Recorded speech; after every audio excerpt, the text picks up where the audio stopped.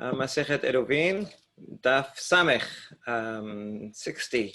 We're going to start off talking about ladders a little bit more, which we already began, and then we'll get to the next Mishnah as well, and a little bit into 61. So the case we're dealing with here is as follows, the following ladder case. Amar Rav Yehuda Amar Shemuel, Kotel sheresafa besulamot, afilu beyater me'aser, torat mechaisa alav. So you have a wall and you put ladders all along the wall, as in this picture. This looks like an army training camp, right? You got to climb up here and climb down there. And so the question is this considered a wall and you ignore the ladders because it's somewhat difficult to get up and down? Or since there are ladders here, that is a passageway. And the difference is, can you make an eruv around the whole thing? And in order to make an eruv between these two courtyards, there needs to be an opening of some kind between them. So are the ladders considered an opening or not? And so this is what Shemuel addresses. And he says, even if you have lots of ladders and the length is more than 10 amot, it's still a partition, right? Generally, if you have an opening, it's more than 10 amot, then it's not a wall at all. So even this one, it's very long and there's ladders all around, doesn't matter. He doesn't count ladders. It is a wall. Okay, so that's Shemuel's opinion, does not count ladders. We'll compare that to a statement we saw yesterday. Okay, Rabbi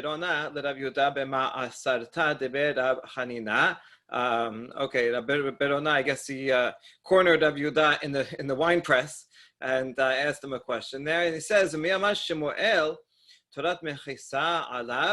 this is, Rabbi Yehuda said this in the name of his teacher, Shemuel. So Rabbi Berona found Rabbi Yehuda in this wine cellar and said, hold on, you quoted this statement in the name of Shemuel that ladders don't count. Is that really true? Rav Nachman, also in the name of Shemuel, said, Anshe mirpeset v'anshe chaser sheshachechu velo irbu im yesh lefaneha daka arba'a ena oseret v'im lav oseret. A case we saw yesterday, that when you have an upper courtyard, an upper story and a lower one, right? Case like this, something upper and you have, let's say, someone that lives down here, then the people upstairs can prevent the people downstairs if they don't make an eruv together. Really, the picture is like this, okay, until we give an answer. Okay, if we have a upper and lower story and they don't make an eruv, so then the people up here are going to be coming down the ladder, going to be walking through. So this is kind of an opening, and they're going to ruin the eruv for the people on the bottom, unless they close it off with a daka, with this kind of small partition. That has to be 4 amot, 4 tefachim high. So you need that. So what do you learn from this? That you need the partition. If you didn't have the partition, then the ladder would be considered a passageway. So, and that's Shemuel said that same thing, and he considers this a passageway so that the upper make the lower prohibited because they didn't make an eruv and they're walking through. So now which is it? The first statement of Shemuel said ladders are not a passageway, and the second one says that ladders are passageways. So he's questioning that tradition from Shemuel. Our answer is this trellis balcony is lower than 10 tefachim off the ground. So therefore, it's actually on the same level as everything else. So therefore, you don't even need the ladder. And the truth is that the statement never said that there is a ladder there. So that could very well be. But then we have the opposite problem. If it's less than 10 tefachim off the ground, this balcony, if you make that little partition, what's it doing? You just made a little partition in one spot. Okay, so what? It's just a raised platform. It's a big platform. You can go down on the other side. That's not going to stop anything.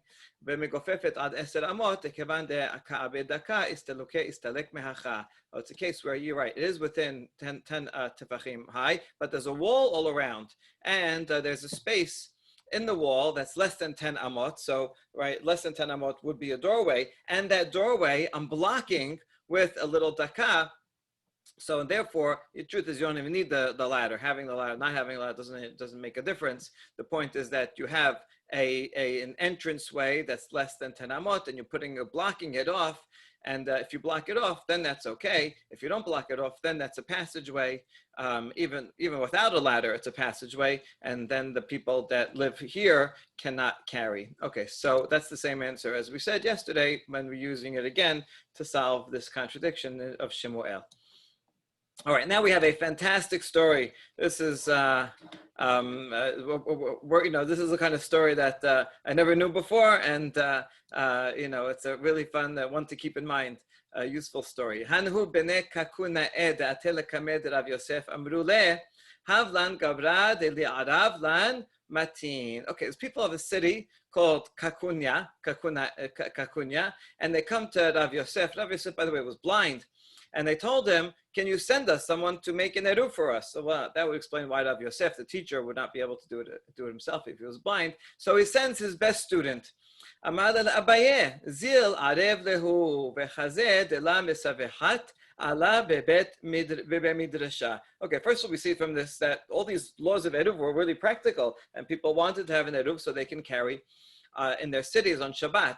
And so he tells Abaye specific instructions, go and make an eruv, but make sure that there won't be any complaints from the Bet Midrash. So I guess the local people there, everybody has an opinion, what's kosher, what's not kosher, who's going to be in, which part is going to be out, right? You have to do it in a peaceful way. All right, sounds easy enough, right? Azal chazal lehanhu bate deftichi de nahara amar hane leheve shiur lemata. Okay, we saw the law last time that if a city is a public city, which most cities are, then you cannot make an eruv around the entire city. You can't include every house because then people that are growing up there will forget that there's a law that you can't carry at all. You have to have one section that you leave out, one neighborhood. You could imagine that neighbor is not going to be too happy. But he looked at the city and he found that there's a whole city, but there's one section that opens up to the river and it's enclosed. There's a wall all around that section. So he says, this is perfect, right? Since there's this part of the city is sectioned off anyway from the rest of it, so I'll use that to be the excluded part and everybody else will be in. Okay, so he has a plan.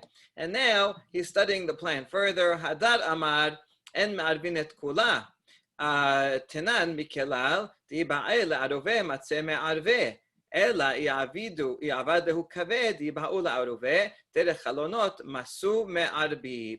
He thought about it more, he realized that you can't use this as the excluded section of the city because it couldn't be within the eruv anyway, because it has a wall all around and there's no openings in this wall. So even if you wanted to make an eruv in the whole thing, this wouldn't be eligible because there's no passageway. And if it's not eligible to be part of the eruv, then it doesn't count to be part of the excluded section. You get that logic, right? You have to exclude a section that potentially could be in the eruv. And this has a wall all around. So he has a solution. He'll make holes in the wall, right? These are people's walls. I mean, they live right up to the wall. He'll tell them, everyone, make windows, 10 by 10, a little bit low. That could be an opening, and make windows in there. And that way, then you could potentially be part of the eruv, and then I will exclude you from the eruv.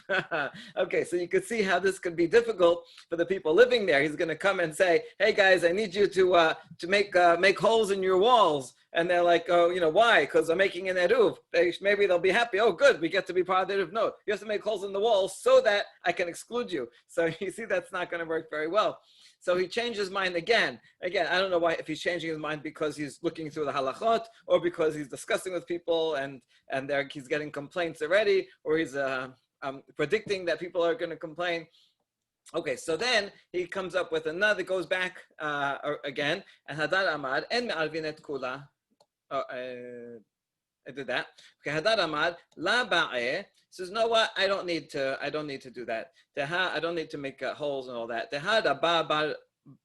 bar abu מערב לה לכולה מחוזה ארסייתה אסרייתה משום פירה דבית תורה תכל חד וחד הווה שיעור לחברה ואף אגב דאי באו לערובה בהדה הדדה לא מסו מערבי. He says, you know what, I actually have a precedent. I don't know if I have a picture of this. No, I don't. Okay, I have a precedent of being able to encompass the whole neighborhood, even though one section is actually completely separate, and that is Mechoza, which is a public city, and there, the Babar Bar Avu, that city had furrows between each section. There was a neighborhood. A neighborhood had many mevo'ot, many courtyards and mevo'ot, and it had a furrow where that the cattle would use to feed. It was a deep furrow that was 4 amot wide and 4 tefachim wide and 10 tefachim deep. So therefore it constituted a barrier, and there's a barrier between each neighborhood, and therefore he was not able to join the entire city into one, but had to do each neighborhood on its own. And well, what about leaving something out? Right, because even if you're doing the whole city, you have to leave something out, and each neighborhood you'd have to leave one part of the neighborhood out, one courtyard. He said no, he didn't have to, because since let's say the one on the left, this neighborhood is excluding the exclusion is the next neighborhood. Each part of the neighborhood can exclude each other. So he says, oh, there you go. I can actually make an eruv around the whole thing, and as long as there's even if there's multiple sections, and each one will count as the exclusion for the other, and therefore I'm not going to. I don't need to make holes in it, because. So even though they're separate sections and I couldn't do them all one, they can still count as an exclusion for the other. I'll make one eruv for the whole city, and I'll make another separate eruv for only this section, and it will still count as an exclusionary, and it doesn't have to be in potential one eruv with the whole thing. Okay, so now he's good, and he doesn't have to ask them to make holes. But then he changes mind again.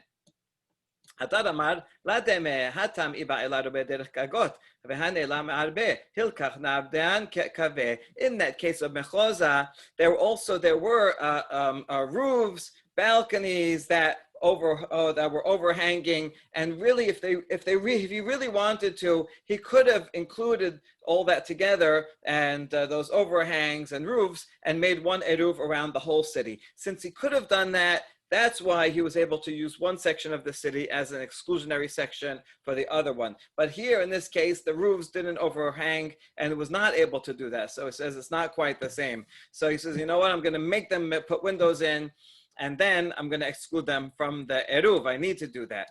And then he changed his mind again. Oh,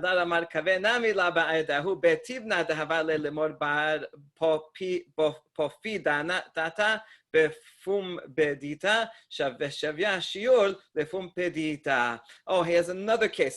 He's using like case law, right? He's looking for precedents of other sages who made eruvin in different circumstances. And in this case, this man had a storage house. We have a picture here, all right, something like this. And that was storage house. You really don't have to bring an eruv. You don't live there or anything. You don't actually have to make an eruv. But the rabbi there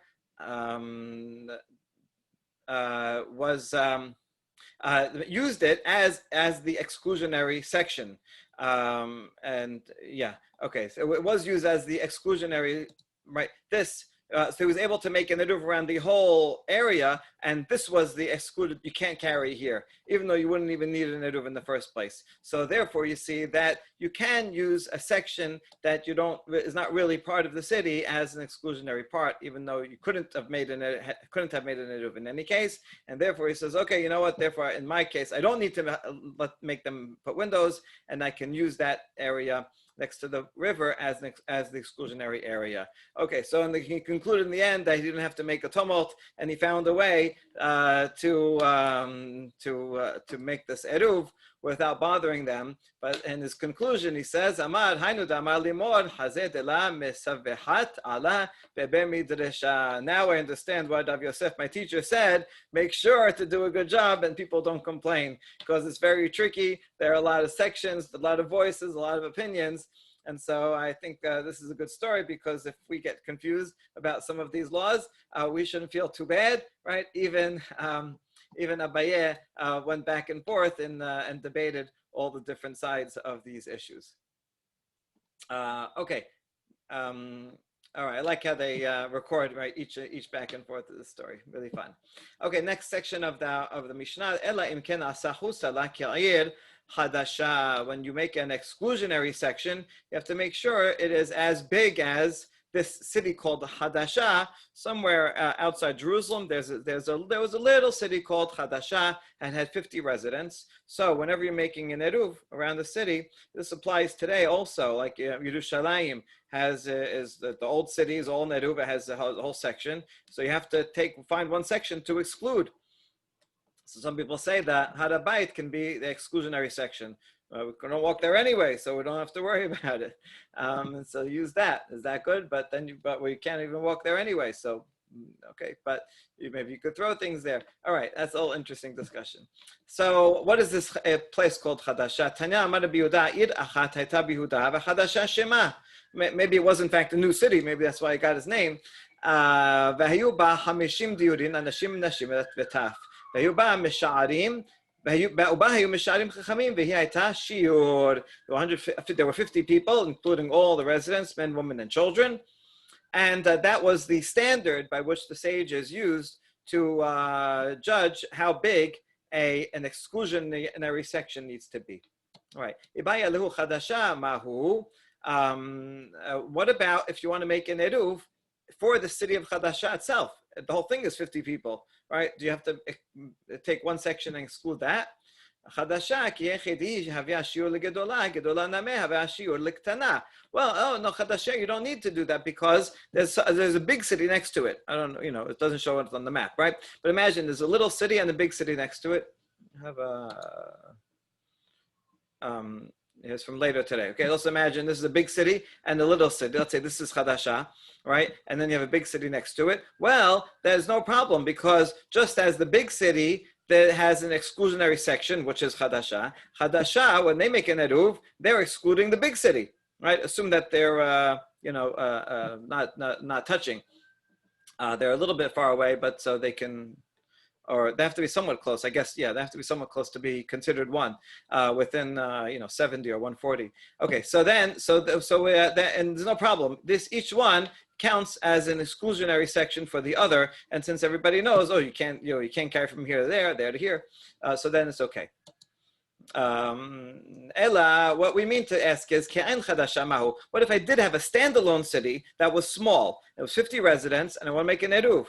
Then even if small city, do I have to leave something out? One says yes, you do. One says no, you don't. Halacha is like the opinion that says no, you don't, which makes sense because I don't know how you would exclude a large section from a section from a city that itself is just as big as the required amount that you need to exclude. Good. And now we finally come to the end of the Mishnah, which is Rabbi Shimon Omer Shalosh Chaserot. Right, the first opinion said you need 50 residents to exclude out of the eruv of a whole city. Rabbi Shimon is more lenient and says 3 courtyards with 2 houses each. That's all you need to exclude. Amarav Chama Bar Guria, he says, Amarav halacha Rabbi Shimon. So halacha is like the lenient opinion of Rabbi Shimon. You don't need 50 houses, only 6 houses. Rabbi Yitzchak Amar afilu bayit echad vechaser achat. Rabbi Yitzchak is even more lenient, even just 1 house, 1 courtyard. We have to clarify, what does that mean? Chaser achat sakadatech, 1 courtyard, not even a house, nobody lives there. That's going to be called an exclusionary section. If nobody lives there, that's not enough. What he meant to say is 1 house in 1 courtyard. All you need to exclude is 1 house courtyard combo, and then that's it. So that's the most lenient opinion. Amar le Abaye le Rav Yosef, had Rabbi Yitzchak Gemara o Sevara. Rabbi Rav Yosef, this that Rabbi Yitzchak taught. Is this a tradition that he learned from previous generations, or sevara, or is it just a logical opinion that he said that it makes sense? You have to exclude something. So even 1 house you're excluding, you still get the point, right? You still know that, you're not allowed to carry, even if it's one house. Don't carry in that house to teach the children. So they'll know it. So what is this? Is this a tradition, or did he come up with it on his own? Amale, my nafka lamina. He says, what's the difference? the question is here, it seems the halacha, according to Rambam, so according to some Rishonim, we actually do follow this halacha. This is Techum. We always follow the lenient opinion. And so we're going to follow this lenient opinion of Yitzchak that says you only need one house. So now when it comes and asks, is a tradition or is it based on reason? What's the difference? We're going to follow this halacha anyway. Are you questioning it? He says, what? When we study, the study of Talmud, is it just a song? Are we just saying words and repeating them blindly? So what if it doesn't have a practical difference? I still want to analyze what is the source of it. How does he know? Where does it come from? What are the opinions? Right? We're doing theoretical learning. Not everything that we study has to have a practical consequence.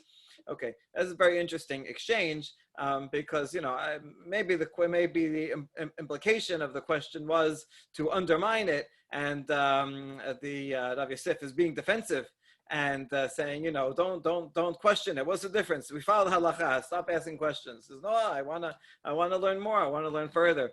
Okay, but that's a nice phrase that Talmud is not just like lyrics of a song that you don't understand, right? Even if it doesn't make a difference, you still want to study it.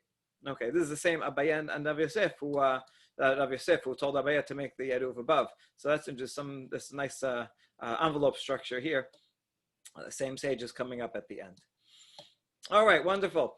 Now, next Mishnah. Mishaya b'mizrach v'amad ibno arev li b'ma'arav. Person standing in the east, and he wants his Eruv to be further west than from where he is, but he doesn't want to go himself, so he tells his son, go and take some bread and make me an Eruv in the west. Or the opposite, if he's in the west, and he tells his son, go make me an Eruv in the east. So here's the law. If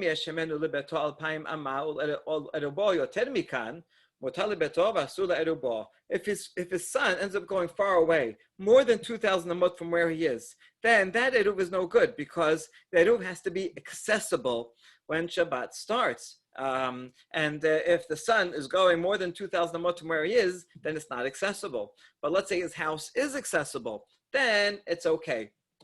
So we can imagine the case something like this, if we wanted a picture.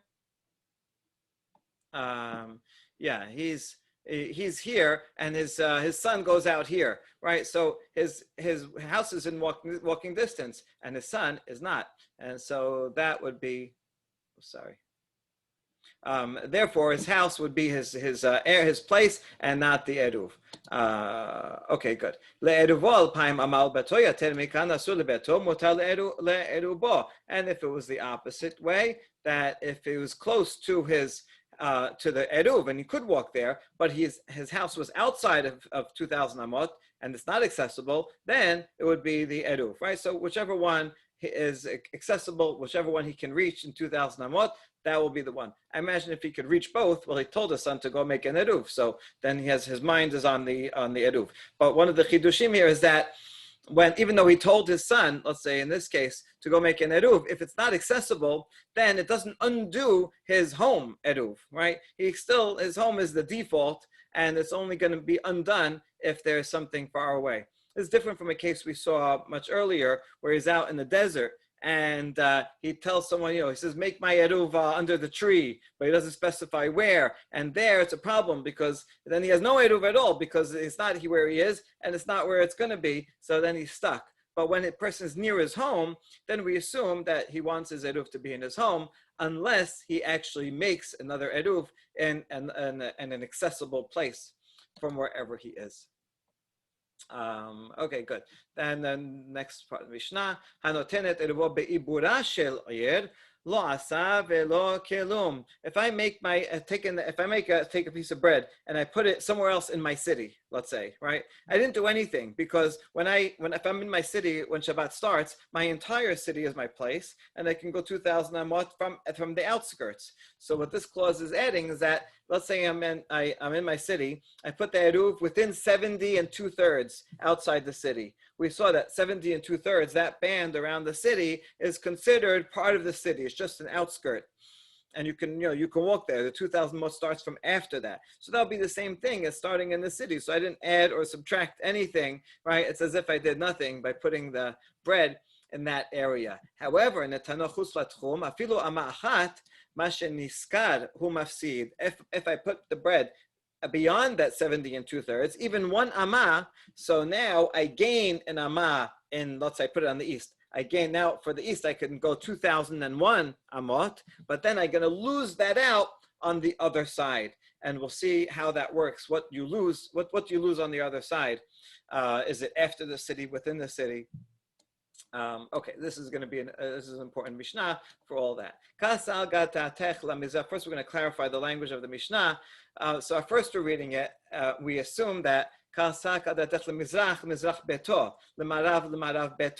seems that he's where is he? He's also on the east of his house, and he sent his son all the way on the other side, on to the west of it. So Bishla Hemenul Beto Paima Mal Rabo Yater Mikan, we can understand one case where it says he can reach his house, but he cannot reach his eruv because his house is between himself and the eruv. That's you would have such a case.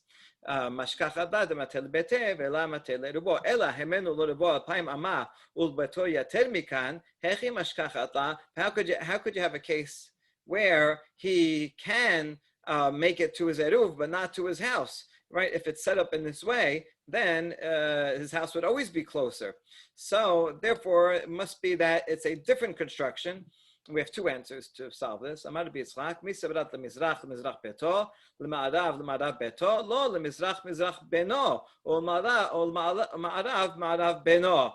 No, switch these two around. That eruv is here, and his house is farther. And so when it says, you can still fit into the language of the Mishnah. So when the Mishnah says, and he says, Misha Bamizrach, he was in the east. It means he was east of where his son is. And so his son is further west where he is, and his home is even further out there. Okay, so that could still fit into the language a little bit. So that's one possibility. And the other one, Rava bar Rav Shela Amar afilu tema lemizrach beto or marav beto. Even if you want to keep the simple understanding, that means he's to the east of his home or to the west of his home, it could still be that he's closer to the eruv. If there's a diagonal, so a person could be like this. Here, he's east from his home, right? But he's still closer to the eruv, even though the eruv is farther from his home.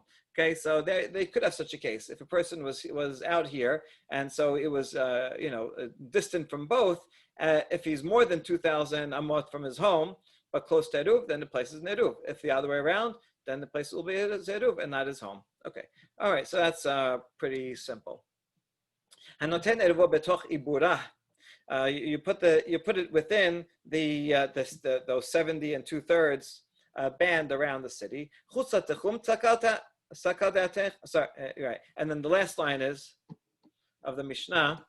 If you put it outside the techum, okay, this cannot be precise language. If I put my bread outside the techum, in other words, outside 2,000 amot, all the way out, then it's not accessible. I can't even get there, so it would be pointless. So it can't really mean outside the techum. Obviously, that's not what it means. Rather, ela ema chutz le'ibura. What it meant to say is outside the ibur. Okay, that's actually how we read it, like kind of naturally, right? And which makes sense because here, if I put it in the ibur, then you didn't do anything. If I put it outside the ibur, okay, that's what it means to say.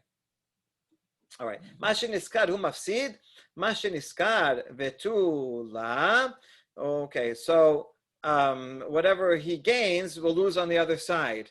So is that true? Is that all that you lose? V'hatanya hanotenet eruvo betoch ibura shel ir lo asa velo kilum. Okay, we saw that this is a baraitas parallel to the Mishnah. The first case is the same. So first of all, it clarifies. If you put it outside the ibur, right, not the tchum, ibur, that's what Mishnah meant to say. Even one amma, mistaked ota amma, umafsidet kol ha'ir kula, mipnei shemidat ha'ir ola lo b'midat ha'techum. And by going one amma out, let's say to the east, he's going to lose the entirety of the city. How so? As follows. if I put my bread right out here, then my 2,000 amot is a circumference of where this is. And that means I can go into the city up to 2,000 amot, and that's it. See, if I start off in the city, then the entire city is my place. It's all considered like one point, and then I can go outside the city in all directions. But the second I go outside the city is not my place. And therefore, it's only 2,000 amot into the city, and that's it. So therefore, it's a question, because the Mishnah said, whatever I gain if I go one amma out, whatever I gain here, I lose here, which sounds like I only lose one amma. But truth is, if it's a big city, you're going to lose a lot, because otherwise you could have gone to the edge of the city and 2,000 amot further. Right, so that's very interesting. Here's the answer. La kashya, kan shekalta midato b'chasir ha'ir, kan shekalta midato besof ha'ir. When the Baraita said that you lose out, that's when it's talking about a big city, and the city is much more than 2,000 amot, and so that means you have to stop in the middle of the city, and that's it. You can't go anymore. When the Mishnah said you don't lose out, you only lose out one amma, that was talking about a little city. Yeah, like this, where my bread is here, and I'm counting 2,000 amot, and the entire city is it's a small city. The entire city is within 2,000 amot. In that case, since I can overpass the city, the entire city is considered like 4 amot, right? There's like in relativity, right? Sometimes space stretches and contracts. Okay, since my ending place is going to be 2,000 motas here, the city, because it's an enclosed area, is just considered 1 point or 4 amot, and therefore I can go. Let's say if the city is 700 big, I can go 700 amot further after the 2,000 amot. And that's what the Mishnah is talking about. It's assuming that I'm overpassing it. And so if I go 1 amma out here, then I'm going to go only 1 amma less here. And that way we resolve, and we learn an important distinction when I'm outside the city making an eruv. Good. Amar Rabbi Idi, Amar Rabbi Yoshua ben Levi. Okay, Rabbi Yoshua ben Levi, he's saying it in the name of Rabbi Yoshua ben Levi. We're going to see he doesn't himself agree with it, but let's see what he says.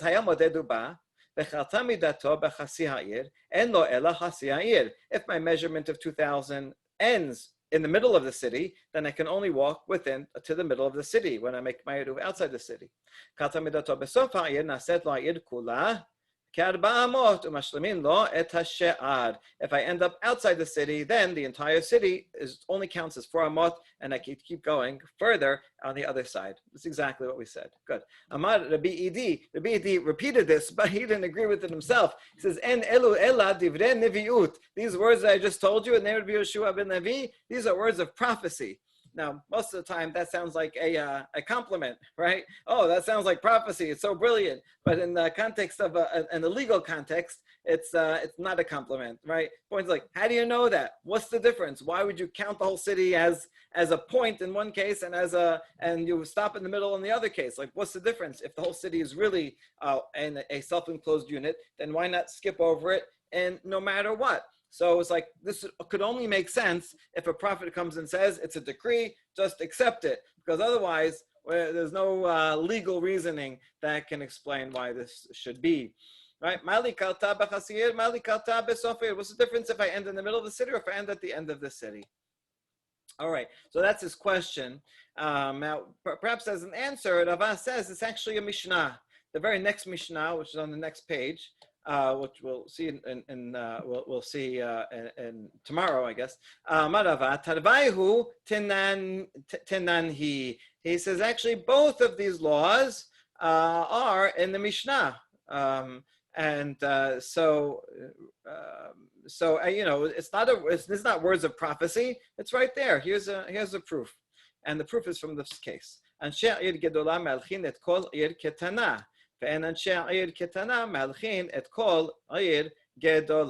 have a big city and a small city next to each other, then the big city, they can walk throughout the little city. Why?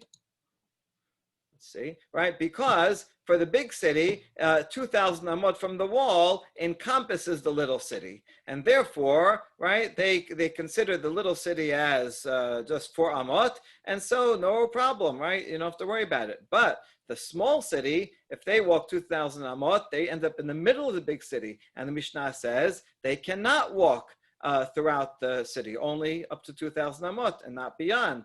And so therefore, you see from this Mishnah, right, here you go, it's giving you both principles in each of the two cases. So isn't that good, right? So don't blame Rabbi Yoshua ben Levi for making up something you don't understand. It's right here. It's right in the Mishnah. My Tama, right? What's the reasoning? He's proving it further. What's the reasoning of this Mishnah? Lav mishum dehane karta midatan bechasi ha'ir, dehane karta midatan besof ha'ir. The big, from the small city to the big city, they're 2,000 amot and in the middle. That's why they can't walk there. But the big city to the small city, they're 2,000 amot ends after the city. That's why they can walk there, right? So isn't that the reason? So that's the question of on the BED. But the BED has an answer. The BED, anshe tere tane umokim la benoten avam moded lo tenan. Let's go into the next page, just a few lines, because we'll just till we get this answer. So he says he has actually a different version of this Mishnah, rather than in the Mishnah saying how it was quoted here. Yeah, anshe ir gedol malchin et kol kedame en anshe, instead of en anshe, he has anshe and anshe. In other words, in his version of the Mishnah, both the people in the big city can carry in the little city, and the people in the little city can walk in the big city. They can go both ways. Why? Because it's talking about a case of noten, which means that they placed the eruv in each other's cities.